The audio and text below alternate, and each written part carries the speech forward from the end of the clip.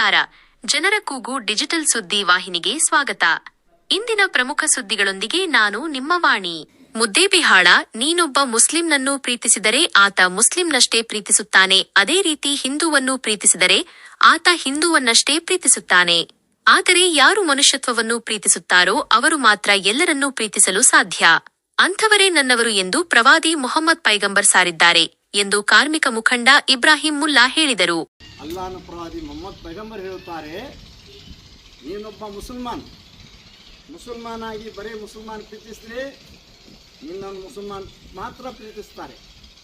ಹಿಂದೂಗಳು ಪ್ರೀತಿಸಿದರೆ ಹಿಂದೂಗಳು ಮಾತ್ರ ಪ್ರೀತಿಸ್ತಾರೆ. ಅದೇ ಒಬ್ಬ ಮನುಷ್ಯನ ಪ್ರೀತಿಸಿದರೆ ಎಲ್ಲ ಮನುಷ್ಯರನ್ನು ಮಾತ್ರ ಇನ್ನೊಂದು ಪ್ರೀತಿಸ್ತಾರೆ.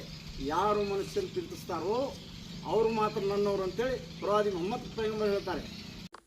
ಪಟ್ಟಣದ ಬನಶಂಕರಿ ದೇವಸ್ಥಾನದಲ್ಲಿ ಭಾನುವಾರ ಶ್ರೀಶೈಲ ಪಾದಯಾತ್ರೆ ಮುಗಿಸಿಕೊಂಡು ಬಂದ ಯಾತ್ರಿಕರಿಗಾಗಿ ಆಯೋಜಿಸಿದ್ದ ಸನ್ಮಾನ ಸಮಾರಂಭದಲ್ಲಿ ಅವರು ಮಾತನಾಡುತ್ತಿದ್ದರು. ಪ್ರತಿಯೊಬ್ಬ ಮಕ್ಕಳು ಹೆತ್ತ ತಂದೆ ತಾಯಿಯರನ್ನು ಗೌರವಿಸಬೇಕು.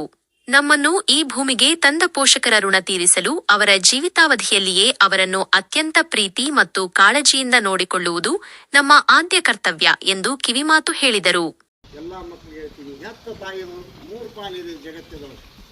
ತಾಯಿ ಮೊದಲನೇ ಪಾಲು ತವ್ರ ಮನೆ ತಂದೆ ಆಸ್ತಿಯಲ್ಲಿದೆ, ತಾಯಿ 2ನೇ ಪಾಲು ಗಂಡನ ಆಸ್ತಿಯಲ್ಲಿದೆ, ಹೆತ್ತ ತಾಯಿ 3ನೇ ಪಾಲು ಮಕ್ಕಳ ದುಡಿಮೆಯಲ್ಲಿ 1 ಪಾಲು ತಾಯಿಗೆ.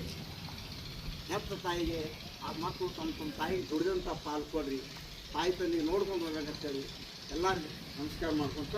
ಪುರಸಭೆ ಮಾಜಿ ಸದಸ್ಯ ಸಿದ್ದಲಿಂಗಯ್ಯ ಕಲ್ಯಾಣಮಠ ಮಾತನಾಡಿ, ಇಬ್ರಾಹಿಂ ಮುಲ್ಲಾ ಅವರು ಮುಸ್ಲಿಂ ಸಮಾಜಕ್ಕೆ ಸೇರಿದ್ದರೂ ಶ್ರೀಶೈಲ ಪಾದಯಾತ್ರಿಕರನ್ನು ಗೌರವಿಸುವ ಮೂಲಕ ತಮ್ಮ ವಿಶಾಲ ಮನೋಭಾವ ಹಾಗೂ ಭಾವೈಕ್ಯತೆಯನ್ನು ಮೆರೆದಿದ್ದಾರೆ ಎಂದು ಶ್ಲಾಘಿಸಿದರು.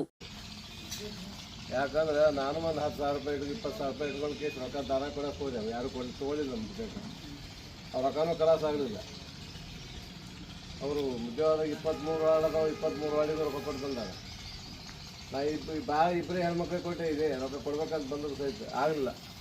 ಅಂಥ ದೊಡ್ಡ ಮನಸ್ಸು, ವಿಶಾಲವಾದ ಮನಸ್ಸಿದ್ದವರು ನಮ್ಮ ಇಬ್ರಾಹಿಂ ಮುಲ್ಲಾ ಸಾಹೇಬರು. ಇನ್ನು ಅವ್ರು ನೋಡಿ ಭಾಳ ಮಂದಿ ಕಲ್ಕೋಬೇಕು. ನಾವು ಬರೀ ವಚನ ಹೇಳ್ತೀವಿ, ಹೆಂಗೆ ಹೋಗ್ತೀವಿ. ಒಂದು ಮಾತು ಹೇಳ್ತಾನೆ ಕವಿ, ನಿನ್ನ ಬಾಳಿನ ಹೊಲವು ಪಾಳು ಬಿದ್ದಿರುವುದಲ್ಲೋ ಕೃಷಿಗೈಯಲ್ಲೂ ಕೂಡ ತಿಳಿಯದಿರುವೆ. ಕೆಂತ ಹೊನ್ನನ್ನು ಬೆಳೆಯಬಹುದಾಗಿತ್ತು, ಕೆಲವು ದಿನ ಮೈಮುರಿ ದುಡಿದಿದ್ದರೆ ಈಗಲಾದರೂ ಎತ್ತುಕೋ.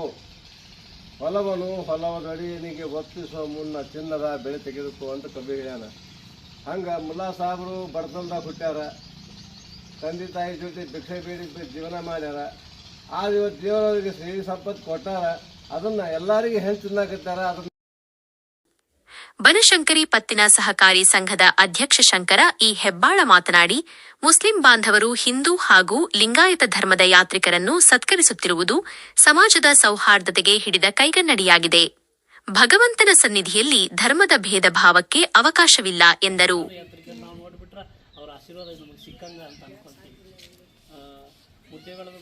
ಸೌಭಾಗ್ಯ ಅಂದ್ರೆ ಇಬ್ರಾಹಿಂ ಮುಲ್ಲಾ ಅವರು ಸಾಕಷ್ಟು ಸೇವೆಗಳನ್ನು ಮಾಡ್ತಾ ಇದ್ದಾರೆ.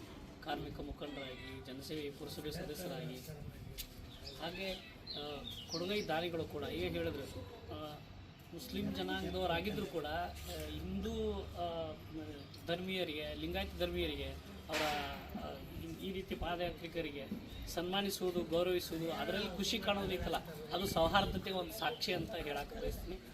ಅಂಥ ಕಾರ್ಯಗಳು ಇನ್ನೂ ಅವರಿಂದ ಆಗಲಿ ಅಂತ ಹೇಳಕ್ಕೆ.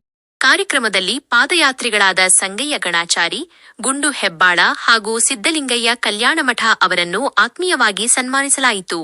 ಆರೋಗ್ಯ ರಕ್ಷಾ ಸಮಿತಿ ನಾಮನಿರ್ದೇಶಿತ ಸದಸ್ಯ ಮಹ್ಮದ್ ರಫೀಕ ಶಿರೋಳ ಹಾಗೂ ಪಾದಯಾತ್ರೆ ಸಂಗಯ್ಯ ಗಣಾಚಾರಿ ಮಾತನಾಡಿದರು.